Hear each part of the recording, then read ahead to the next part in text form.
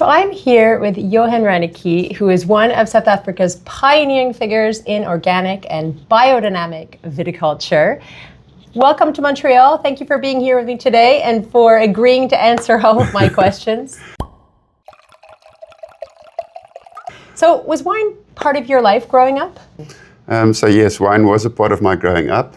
I don't come from a sort of a multi-generational wine farming family, but my parents enjoyed wine when I was young, absolutely. So it was on the dinner table at home and Absolutely. You got a taste for it and cultivated it. Yes. But that's not what you studied at university. You did philosophy, environmental ethics. So what made you decide that it could become a career?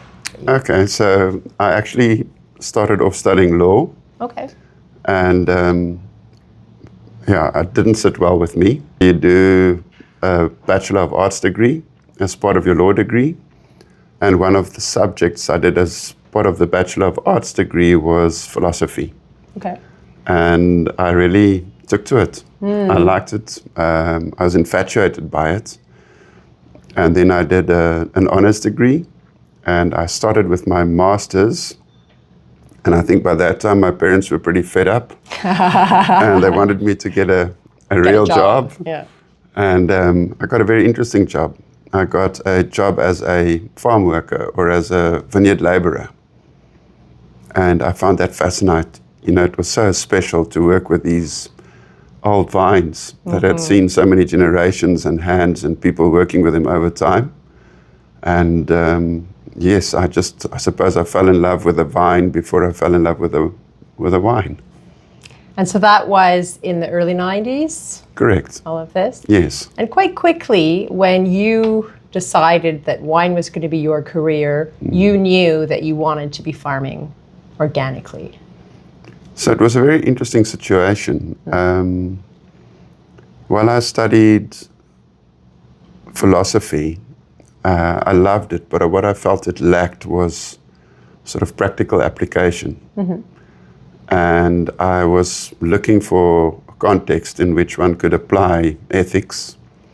And I came across a newspaper article of a gentleman who had moved out of poverty in the eastern part of South Africa into a UNESCO World Heritage Site, wilderness area.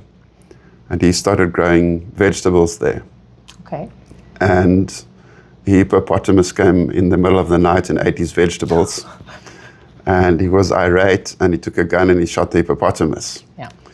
So there was this massive outcry, like, you know, how dare you go into this wilderness, pristine reserve and shoot wild animals? And this was followed the next day by an equally great outcry. How could you be more concerned over the well-being of a hippopotamus than that of a human being? Right. And this was this classic interplay of tension between environment and development.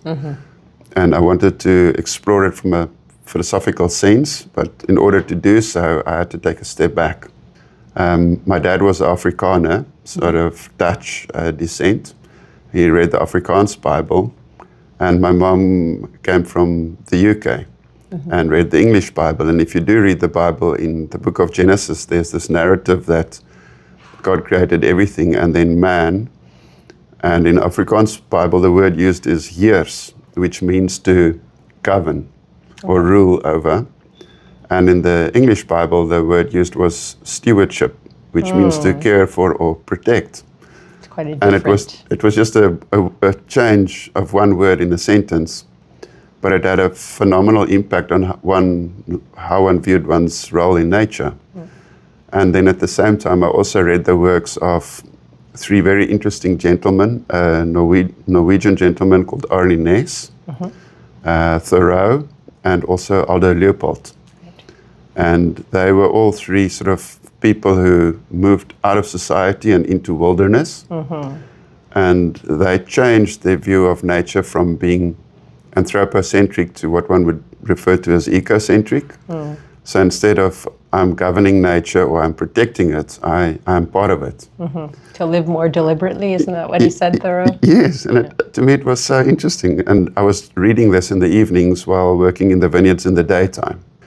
And I didn't enjoy the practical interaction with herbicides and pesticides and fungicides on a regular basis. Of course. And I think it was a combination of what I was reading and what I was experiencing that got me to the point where I decided I didn't want to, I didn't even know, what organic meant. I just didn't want to, I wanted to farm in a different way. And so you made the decision, and then this isn't something you can do from one day to the next. How did the early days go? They weren't easy. No. So in short, I loved Mother Nature and she didn't quite love me back. So I literally removed all the herbicides, pesticides and fungicides. Fortunately, I limited it to one small vineyard that was on the property where my parents lived. And it was an utter failure. I had all the weeds, pests, plagues, fungal disease you can find in South Africa in that vineyard within 6 months. And it was quite embarrassing. I actually had an academic come from the University of Stellenbosch, sort of the viticulture department, and say to me, if you have no respect for yourself, at least have some for your neighbors, because you will contaminate this whole valley with. Right. Yeah. So it wasn't a good start. You had no grape growers to learn from. Nobody else was really farming in that way at the time. So who could you turn to? Well, exactly. So I got lucky. My philosophy professor actually told me about a lady he had heard of who farmed differently in a neighboring village of Wellington. And her name was Jean Malherbe. She was quite elderly at the time. She was in her 80s. And she was kind and generous enough to come over and stand with me in that little disastrous patch of vines. And I'll never forget, but she said to me, "My dear, you are organic by neglect, and you need to be so by design." So it's a sort of lightning bolt moment where... Absolutely. I kind of understood then that, and if I wasn't going to go the chemical route, I needed to find a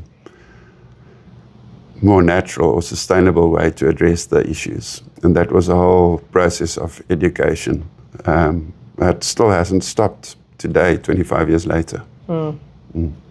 So you're in Stellenbosch, and for people who maybe don't know the South African wine growing areas very well, can you paint a picture of where Stellenbosch is, what its climate is like, the weather, and what grapes really thrive there? Absolutely. So Stellenbosch is an old historic wine growing town. If you would fly into South Africa, which is obviously on the southern tip of Africa, and then if you go right to the south to Cape Town, about half an hour's drive from Cape Town would be the winelands of Stellenbosch. It's beautiful, quite mountainous, quite close to the ocean as well. And people have actually been growing wines or making wine in South Africa for 300 years. So the area where I live is about 10 kilometers out of Stellenbosch proper. It's a small appellation. It's called Polkadraai. And it's quite unique in the sense that it's all the vineyards in that little corner kind of face south, and being in the southern hemisphere, that would be the cooler slopes. They're quite close to the ocean as well. So if you stand in the vineyards, you can see False Bay or the sea, which would be about 10 to 13 or 14 kilometers away. And in the summer months, you have the onshore breezes that come onto the farm. And what also sets Polkadraai apart, I would say, would be the altitude. So some of our vineyards are as high as 300 meters above sea level, which is relatively high for Stellenbosch, especially that close to the ocean. And then the soils are these old, weathered, decomposed granite soils. And what they do is they leave a signature in the wines, I would say a sort of a flintiness or a minerality in the whites, and a very fine, almost a dusty tannin structure in the reds. Yeah. We were talking about the Chenin Blanc that we were tasting earlier, the biodynamic Chenin Blanc, that the cooling and obviously we're in a warm, sunny climate, overall Mediterranean climate, but those cooling breezes that you get and the brightness and the vibrancy of the acidity, the sort of green citrus we were talking about, and then give way to the riper stone fruit that comes. And then the granite soils that you were saying were bringing a little bit of a minerality, a sort of a salinity almost on the finish of these wines. Absolutely. That's so nice. So, and I would agree. I think if you look at the wine, it's got this sort of slightly riper style of Chenin Blanc and the viscosity, but it's also got this bracing acidity. It retains the freshness. Balance. Yeah.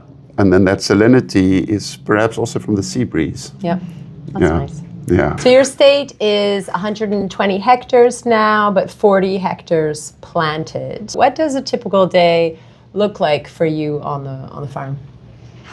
Okay, so it's a biodynamic farm, and that what a biodynamic farm does is it's compared to an organic farm, it moves the focus from being sustainable to becoming self-sufficient, and in order to be self-sufficient, the idea is that you must create the circular economy on the farm and that you reduce the use of or the need for external inputs. So a typical day on the farm would mean to manage these different organic systems and to create or manage the synergies between them. So in very broad strokes, there would be what we call land caring and land sparing, and land caring would be the areas of the farm that we actually manage and farm, and then land sparing would be the areas of the farm that we actively rewild, but they also play a very important role in supporting the farming organism, if I can put it that way. So from a land caring perspective, it would be vines, but it would also be animals. So we do high density grazing with cattle in the vineyards. And what they do is they build the soil humus and they remove the weeds for us, and they negate the need for us to purchase fertilizer, for example. Then we would also have ducks with a herdsman and a herdslady. They would go through the vineyards and remove all the snails on our behalf. And then if we have problems with weevils, for example, that's where the rewilding comes in. So some wild birds like guinea fowl like to scratch the litter like chickens would. And the weevils are nocturnal. So you either have to try and go out at night and catch them, or you could allow the guinea fowl populations to flourish, and they will then remove the weevils that they find in the daytime hiding under the leaf litter. So you have a big reveal for us today. Fans of the wines will know this small square label on the biodynamic wines that we know and love, but you're changing it up. Yes, we are. Yeah. So I'm really happy to see that these wines are here. They're amazing. You're actually the first person to see them in all of Canada. No, so, I feel very honored. Well, I'm actually surprised as well, because I didn't know they were going to be here now. So what happened is, as a brand, we were called out in the UK press a year or two ago. And the comment was that you guys are leaders in sustainability in South Africa, but your bottle weights are too heavy. Right. Which was fair comment. And admittedly, our focus was more in the vineyards. And then we thought we would embrace the opportunity. So the first thing we did was to reduce the bottle weights with more than 100 grams per bottle. Then we looked beyond that, and we looked at the screen printing on the side. Now, it's beautiful, but to do this, you have to actually heat the bottle up a second time to 500 or 600 or 700 degrees centigrade. Wow, okay. Which is not great from a carbon footprint point of view. Whereas this is done by hand. It sandblasts every bottle. Every bottle, so it creates work. It's better for the environment. South Africa needs more work for people who live there. And then if you look at the labels, they alone are more than 20% lower in carbon footprint. Okay. So this is upcycled agricultural pulp. It's got a beautiful texture to it. So it's, that's better for the environment. And then we decided to replace the traditional capsule with a bit of wax. It looks really, really elegant. It looks lovely. And then you get a chance to tell the story Exactly. of the terroir. The Polkadraai Hills, and then also the cultivar. And this also showcases what Polkadraai has to offer. So I think in terms of, we just tasted the Chenin, there's a Sauvignon Blanc, and then the red varietals that do really well would be Syrah. Yep. And then something we've never done before, Cabernet Franc. I'm excited about this. And also Cabernet Sauvignon. So that's the whole range. Ta-da! So this is... And so the biodynamic range will be from the next vintage replaced by this. So, and how posh does that look? Then in 2026, we really want to continue with the Cornerstone story. Yes. So then we'll have a Cornerstone Red and a Cornerstone White. But that's still work in progress. So you're going to have to back up and tell us just very quickly in a couple of words, because this is such an important part of what you're doing. We always think about sustainability, and right away we think about the vineyards. And then, yes, you were saying the second piece that maybe hadn't been thought about in the first place, the packaging. But obviously, a huge part of sustainability is the human element. And so you could just explain really quickly the Cornerstone Project.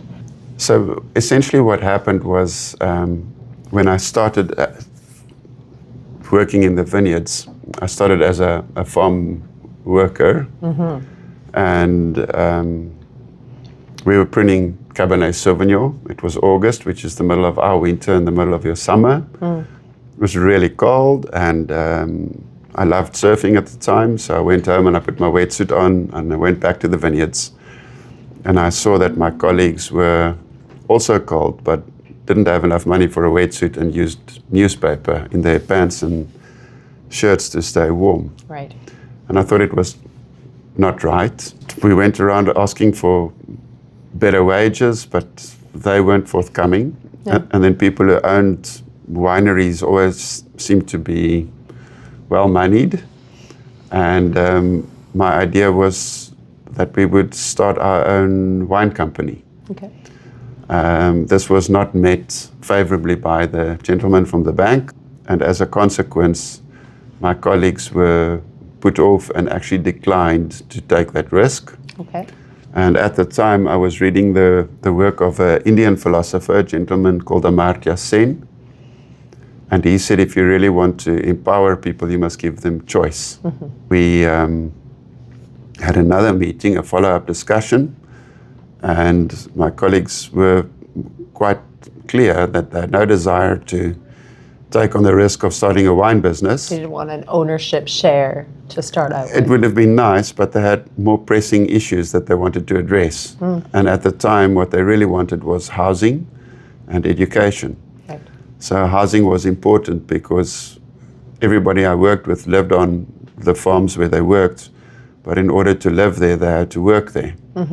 And the thinking was that if they had their own property off the farm, the children could choose to be farm laborers, but they could also become something else if they wanted to do so. Yes, more free. And education was important because a lot of my colleagues had left school at a young age to help their parents put food on the table and wanted their kids to have a good education as well. So it was a very interesting project. We called it Cornerstone because the workers are the cornerstone of the business or the foundation of the house. And this project is ongoing. So today, more than 25 years later, we still have Cornerstone discussions with regards to the wine that we want to release in 2026. The idea is to really give the Cornerstone story credibility. Yes. So whereas this is the estate range and showcases what we as an estate can really do with our grapes and our wines. And you're the expression of the terroir. Exactly. We feel that the Cornerstone story should also be told and given its due. So the plan is to have a Cornerstone Red and a Cornerstone White and have it completely transparent and independently audited. And it's so interesting. 25 years ago, everybody wanted housing and education. And these days, half of the people, actually everybody still wants education, but half of the growing community of workers opted for shares and equities. Yeah, and it's a sign that basic needs have been taken care of and they're maybe moving on the next rung of Exactly. building up. It's exactly that. So it's exciting to see. It's awesome. Where things are going and where the future is leading you to see these amazing new labels, to taste the wines together, and hopefully next time we're together we can crack open that bottle of Cabernet Franc. Thank you so much for talking to me today. Oh, thank you. And it's just such a pleasure to see you here in Montreal. Well, to me, it's always an honor and a privilege to taste with you. And thank you for your time. And I'm really grateful for it.